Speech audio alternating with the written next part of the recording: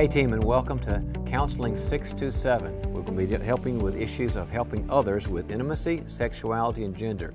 You know, we live in this sexually saturated society, and you know, whenever I hear that, the sexually I can't even say it right, sexually saturated society, I want to add something to that. It's not healthy sexually saturated society.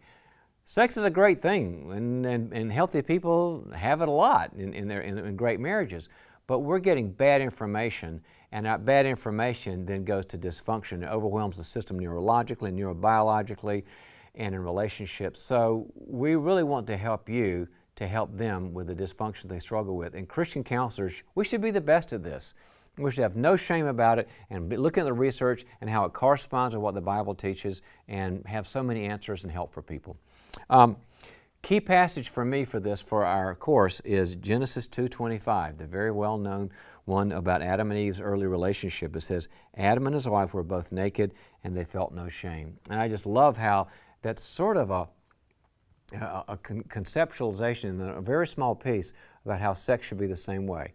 Just as we should be vulnerable with each other, with all of our needs and all of our brokenness and all of our parts of ourselves that maybe not so strong and not so perfect and are empty and lonely, but feel vulnerable with them to connect with somebody else who loves us, that's the way sexuality should be too.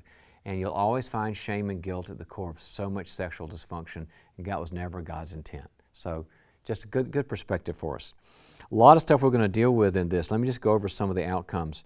You're going to demonstrate an ability to integrate your understanding of sexual biology and psychology and biblical values. There are a biological and a spiritual and a social or internal or we would call it character-based aspect of sexuality, and you're going to learn the integration of all those. Your professor is going to really help you with this.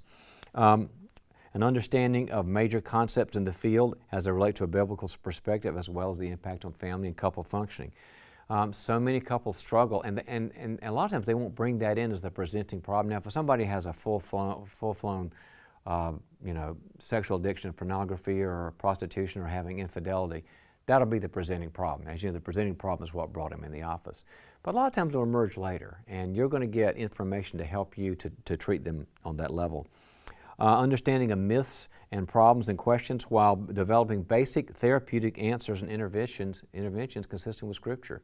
I'm a research wonk, you know that about me, and I love it when the research gives God the credit that He deserves, that this stuff is in the Bible. That's why Henry Cloud and I wrote How People Grow, to say all the good information the Bible's got, we're just kind of enhancing it and giving support for it from all the great research. You're going to learn the research.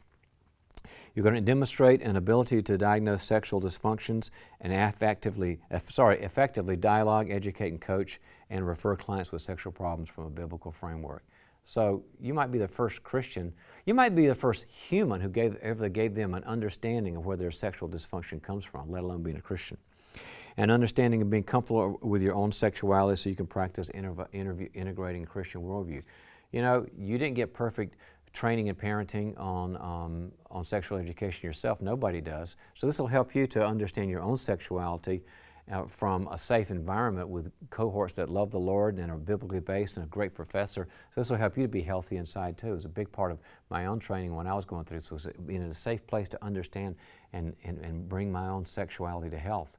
And you're going to understand, as you know, the character basis of all this stuff, what it has to do with attachment, and how sex and attachment work together, and how sex and being separate and differentiated and having your voice and your power and your boundaries, and sex and integration, the judging side, and how the judging side can distort sexuality. You've got to deal with that judge. And then sex and adulthood, how feeling even with other adults and mutual and not feeling one down or one up can affect so much about sexuality. It's really, really good stuff. So pay attention. You're going to have a lot of clients wanting to talk to you about this in your career, and it's really good information. Okay, have a good session.